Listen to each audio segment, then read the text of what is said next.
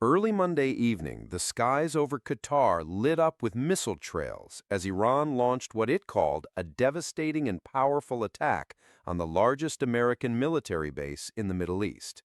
The sounds of explosions echoed across Doha, while air defense systems scrambled to intercept incoming ballistic missiles aimed directly at Al Udeid Air Base, home to over 8,000 U.S. troops. This wasn't just another Middle Eastern skirmish. This was Iran's direct retaliation against the United States for something that happened just days before, and it's escalating a conflict that could reshape the entire region. To understand what just happened in Qatar, we need to go back to this past weekend. On June 22nd, the United States launched Operation Midnight Hammer, striking three of Iran's most critical nuclear facilities. Using massive 30,000-pound bunker buster bombs dropped by B-2 stealth bombers, American forces targeted the heavily fortified Fordo uranium enrichment plant, the Natanz nuclear facility, and the Isfahan Nuclear Technology Center.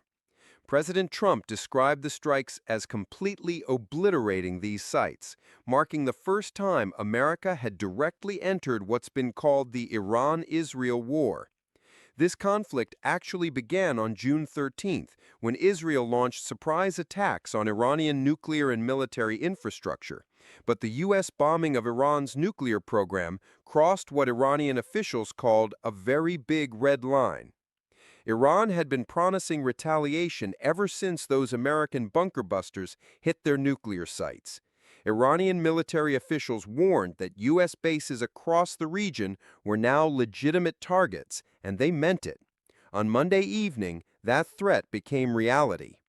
The Iranian attack, which they named Blessing of Victory, involved at least 6 missiles specifically targeting Al Udeid Air Base in Qatar. But this wasn't just about Qatar. Iran also fired missiles toward U.S. positions in Iraq, activating air defense systems at the Ain al-Assad Air Base. Iranian state television broadcast the announcement with martial music playing, calling it a mighty and successful response by the armed forces of Iran to America's aggression. What made this attack particularly dramatic was the timing and preparation. Just hours before the missiles flew, Qatar had closed its entire airspace as a precautionary measure. The U.S. Embassy in Qatar had already issued warnings for American citizens to shelter in place, suggesting intelligence agencies knew something was coming. Witnesses in Doha reported seeing projectiles streaking across the night sky, followed by the distinctive sounds of air defense systems engaging the incoming missiles. Videos shared on social media showed what appeared to be Patriot missile interceptors colliding with Iranian ballistic missiles high above the Qatari capital. Here's where the story gets interesting, though. Despite Iran's claims of a devastating attack, Qatar's air defense system successfully intercepted every single missile. Qatari officials confirmed there were no casualties at Al Udeid Air Base, and no significant damage was reported. Qatar's response was swift and diplomatic. While condemning the attack as a flagrant violation of their sovereignty, Qatari officials also emphasized that their air defenses had successfully thwarted the attack. They reserved the right to respond directly to Iran, while also reassuring everyone that the security situation remained under control. This puts Qatar in an incredibly delicate position. The small Gulf nation maintains diplomatic relations with Iran and actually shares a massive offshore natural gas field with them. At the same time, they host the largest American military presence in the Middle East. It's like being caught between two heavyweight fighters in your own living room. The broader implications here are staggering. Al Udeid Air Base isn't just any military installation. It serves as the forward headquarters for U.S. Central Command and has been the nerve center for American operations across the Middle East. The base houses everything from B-52 strategic bombers to reconnaissance aircraft, making it one of America's most valuable strategic assets in the region. What's particularly noteworthy is that satellite imagery from the previous week had shown many aircraft missing from Al Udeid. suggesting the U.S. military had been preparing for exactly this scenario. They'd moved valuable assets, but kept personnel at the base, essentially using it as a test of both Iranian intentions and Qatari air defenses. Iran's choice of targets sends a clear message.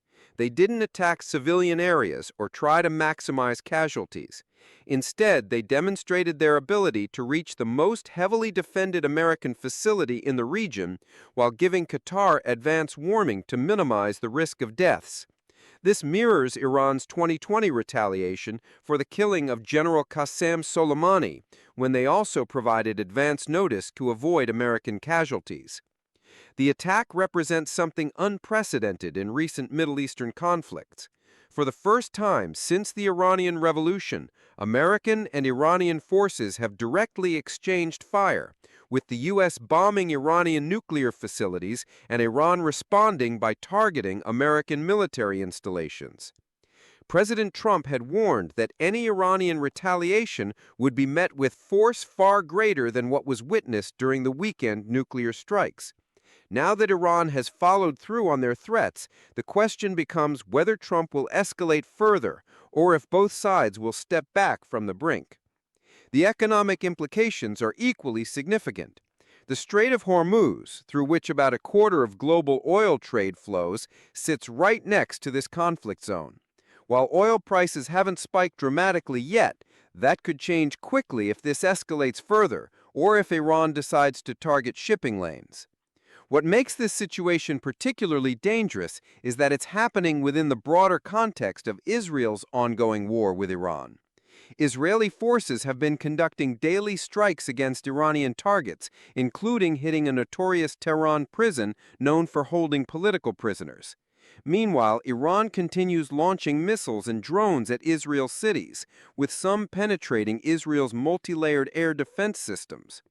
Russia has also entered the picture, with Iranian Foreign Minister Abbas Araghchi meeting Vladimir Putin in Moscow to coordinate their response. Putin explicitly criticized the U.S. strikes on Iran's nuclear facilities as unprovoked aggression, suggesting Iran has backing from at least one major power. Looking ahead, this missile exchange in Qatar might actually serve as a pressure release valve for both sides.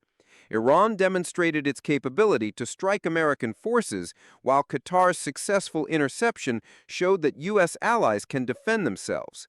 No American soldiers died, giving both Trump and Iranian leaders room to avoid further escalation. But the fundamental tensions remain. Iran's nuclear program, Israel's security concerns, and America's regional commitments haven't changed. This could be a one-off retaliation that allows both sides to step back, or it could be the opening round of a much larger conflict that draws in the entire Middle East. The next few days will be crucial in determining which direction this goes. Trump is scheduled to meet with his national security team to discuss the threat, while Iranian officials have suggested they're prepared for a conflict that could last up to 2 years. What do you think? Was this Iranian missile attack a calculated show of force designed to avoid further escalation, or the beginning of something much bigger? Like and subscribe if you enjoyed the video.